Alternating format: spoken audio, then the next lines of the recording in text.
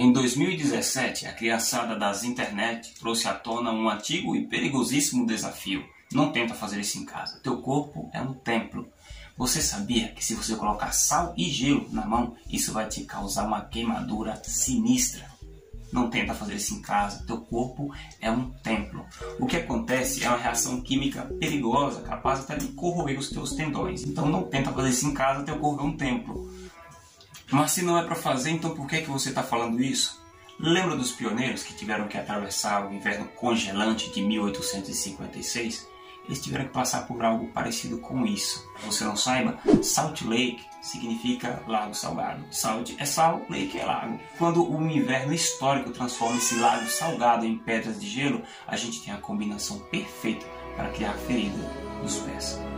E esse foi só um dos menores desafios que os pioneiros tiveram que enfrentar para moldar a nossa identidade corajosa como membros da Igreja de Cristo e para receber as bênçãos do templo e estender a nós estas mesmas bênçãos.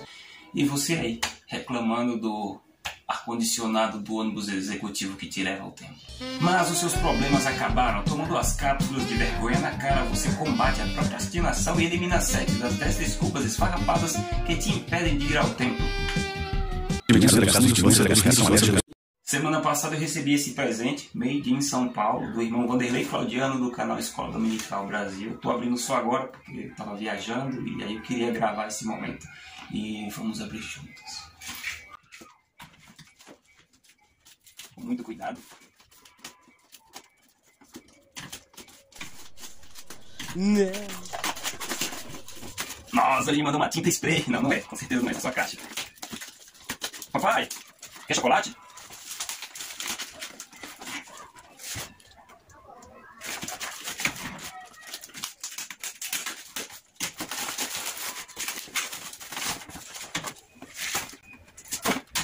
Eu nunca conheci o irmão Vanderlei Claudiano pessoalmente, mas as internet e o evangelho aproximou a gente. Aproximou muita gente. Tenho vários amigos que conheci aqui nas internet. Você que é inscrito no canal, você é um dos meus amigos. Muito obrigado por estar aqui.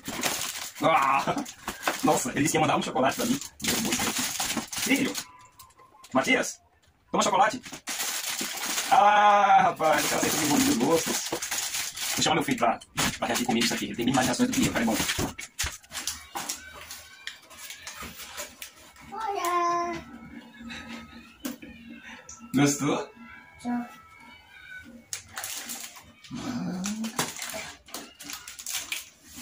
Você quer? Tá feliz, é? É o anjo Moroni com asa. É.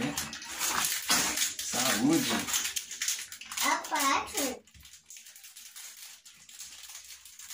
Esse é seu.